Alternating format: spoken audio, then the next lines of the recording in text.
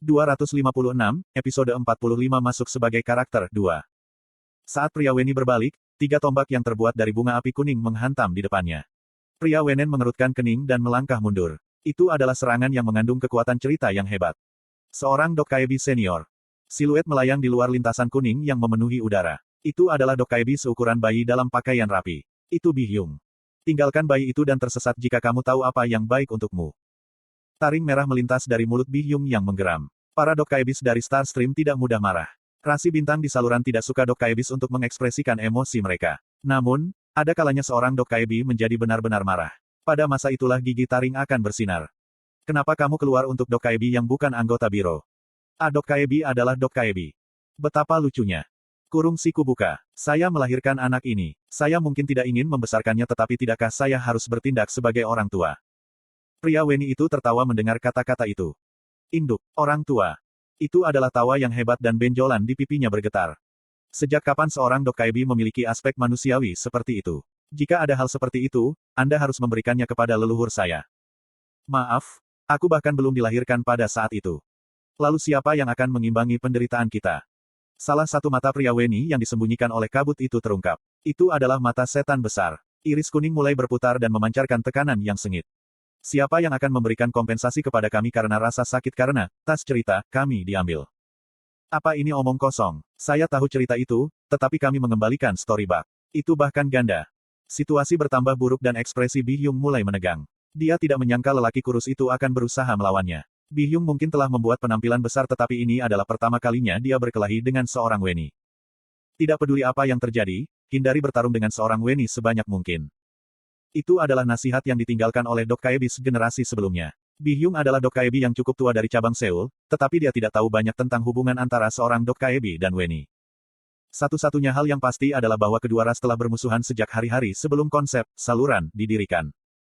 Pria Wenen itu berkata, sepertinya kamu tidak tahu apa-apa. Anda tidak mengembalikan harta orang Weni. Bi-hyung kesal. Aku tidak tahu tentang itu. Beri aku anak itu dengan cepat. Jika tidak, ada banyak jenis kejahatan di dunia. Ada suara dingin menakutkan di suara pria Weni itu. Sebelum Bi-hyung bahkan bisa berteriak, orang itu melanjutkan. Itu seperti kalimat dari lagu lama. Kejahatan pertama, adalah kejahatan yang membuat seseorang tidak bahagia. Benjolan pria Wenen itu secara bertahap semakin besar. Sebuah peringatan berdering di kepala Bi-hyung. Kejahatan kedua, adalah kejahatan yang menikmati kesengsaraan. Seiring dengan lirik, ada sesuatu yang dirilis dari benjolan pria Weni itu. Itu adalah sesuatu yang benar-benar tidak boleh dilepaskan. Yang paling jahat menjijikkan, adalah kejahatan yang mengungkapkan kesengsaraannya kepada orang lain. Bi-hyung bergerak tanpa ragu-ragu. Otoritas sebuah cerita raksasa sedang digunakan. Bi-hyung menjadi Dokkaebi senior dan mendapatkan hak atas cerita raksasa. Orang Weni tidak akan bisa menolak kekuatan yang bisa memanipulasi Starstream. Ngomong-ngomong, pria Weni itu tertawa. Bukankah generasi sebelumnya memberitahumu? Jangan pernah gunakan kekuatan itu di depan orang Weni. Kisah yang mengalir keluar dari benjolan mulai menjebak kisah di sekitar tubuh Bi-hyung. Bahasa sistem sepenuhnya hitam. Seolah-olah seseorang telah menutupi dunia dengan cat hitam. Pengoperasian kisah raksasa teks tidak dapat dibaca. Bi-hyung kaget. Jenis manipulasi ini hanya tersedia bagi para Dokkaebis besar di atas Dokkaebis berperingkat tertinggi. Bagaimana pria Weni ini memiliki kekuatan ini? Mungkin, bahasa dunia lain. Dokkaebi bodoh. Kesalahanmu datang ke sini sendirian. Sesuatu merangkak keluar dari benjolan orang Weni itu. Seekor makhluk mengerikan mengirim tentakelnya melalui benjolan yang sobek. Kakuoh, kuoh. Tentakel cepat langsung menangkap tubuh kecil Bi-hyung.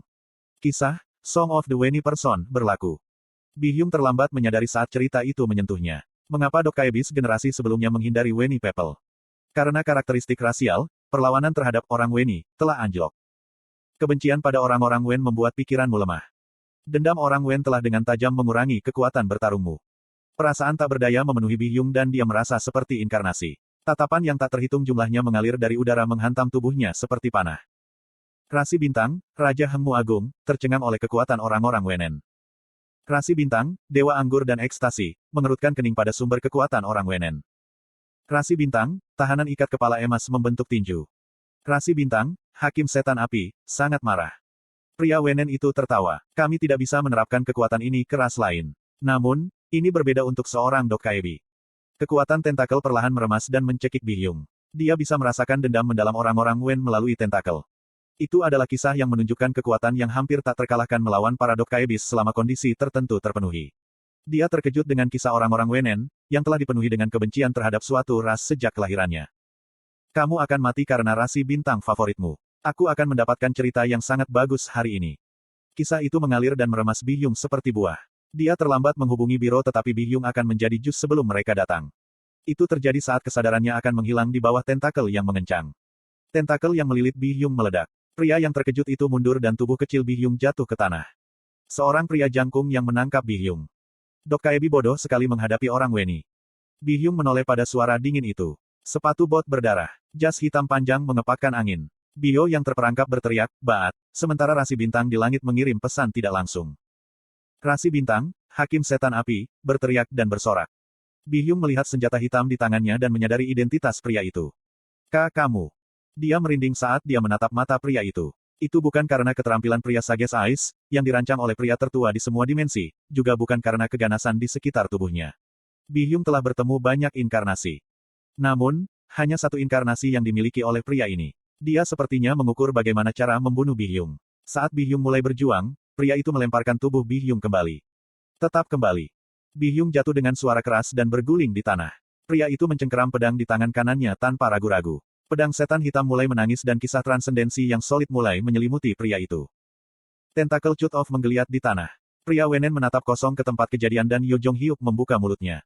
Kamu adalah iblis besar di Cakrawala. Tepat sekali. Sudah lama. Wayang dari mimpi tertua. Petik 2. Ini pertama kalinya aku melihatmu. Hahaha. Kamu tidak akan pernah tahu. Anda tidak akan pernah tahu bahkan ketika melewati 1000 kematian dan hidup 1000 nyawa lagi. Karena kamu adalah... Yo Jong Hyuk tidak berniat mendengarkan omong kosong pria Weni dan pedangnya memotong ruang. Pria Wenen melihat pisau itu lewat tepat di depan hidungnya dan berteriak, bukankah lebih baik jika kita berdua mundur pada saat ini? Kamu tidak ada hubungannya dengan situasi ini. Beri aku Shin Yosung. Apa? Dia mengikuti tatapan Yo Jong Hyuk menuju kandang tempat Bio terjebak. Pria Weni akhirnya menyadari bagaimana situasinya salah. Apakah kamu mengincar Dok Kaebi? Bah, tidak ada gunanya bagi manusia untuk memiliki saluran. Aku tidak butuh saluran. Mata Bio bergetar dari dalam kandang. Bihyung yang jatuh berdiri dan mendengarkan dengan kosong. Suasana transendensi mengelilingi pedang Yo Jong Hyuk. Pria Wenen itu tertawa. Aku tercengang. Apakah kamu tidak tahu nilai dari Dok Kaebi ini? Tidak masuk akal bagi Anda di babak ini. Tidak ada gunanya bahkan dengan orang yang disebut Kim Dokja. Tidak peduli berapa banyak variabel, aliran Starstream. Percikan transendensi muncul dan air terjun kekuatan sihir mengalir dari pedang setan hitam Yo Jong Hyuk. Lengan pria Weni itu terbang di udara. Kekuatan sihir mengalir keluar dari pedang dalam bentuk energi Breaking the Sky dan pria Weni itu berteriak, "Stop. Anda tidak tahu karena tindakan kumulatif Anda masih rendah. Di dimensi paralel lainnya. Kebocoran informasi yang berlebihan menyebabkan percikan probabilitas untuk menyebar di sekitar pria Weni." Dia menelan kata-katanya dan berteriak lagi. Bagaimanapun, kamu membuat kesalahan sekarang. Jangan pernah menjadikanku musuhmu.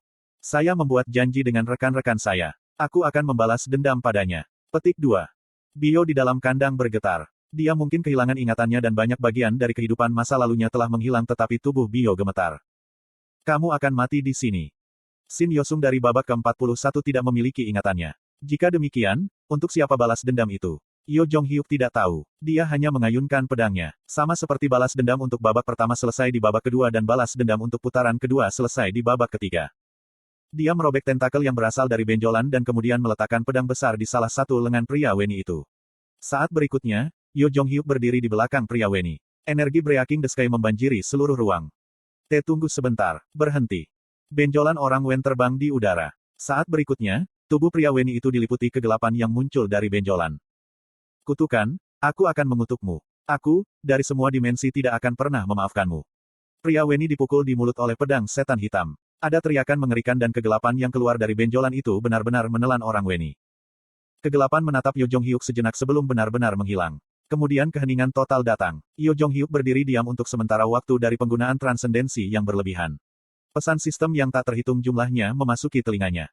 Anda telah memperoleh kisah legendaris baru. Kamu telah mencapai prestasi yang belum pernah ada sebelumnya. Cerita, One Who Killed a Weni Person, telah diperoleh. Semua orang pintar di dunia iblis telah memusuhi kamu. Yo Jong Hyuk perlahan berjalan menuju kandang dan dengan hati-hati menarik Bio. Bio berteriak dengan keras. Tangan kecilnya menyentuh Yo Jong Hyuk beberapa kali. Yo Jong Hyuk menatap Bio sebentar sebelum dia meletakkannya di sakunya dan mulai bergerak. Rasi Bintang, Hakim Setan Api, memiliki mata basah. Rasi Bintang, Jenderal Keadilan, menyeka kepalanya dengan handuk. Rasi Bintang, Dewa Perang Maritim, sangat terkesan sehingga dia menulis puisi. Cahaya konstelasi yang tak terhitung jumlahnya bersinar ke arahnya, tetapi tidak ada dari mereka yang bisa mencapai Yo Jong-hyuk. Tidak peduli berapa tahun mereka telah hidup, mereka tidak dapat memahami regresor yang menderita kehancuran dunia 2 kali. Saat berikutnya, Yo Jong-hyuk mendengar pesan. Rasi Bintang, Raja Iblis Keselamatan, menatapmu. Itu adalah bintang yang tidak pernah muncul dalam 2 putaran terakhir. Lalu mengapa, Yo Jong-hyuk merasa bintang itu sudah lama ada di sana? Yo Jong-hyuk menyatakan, pergilah, Kim Dokja. Kemudian salah satu bintang di langit benar-benar padam. Petik 2. Kim Dokja. Tidak ada jawaban dari Kim Dokja. TL, Rainbow Turtle.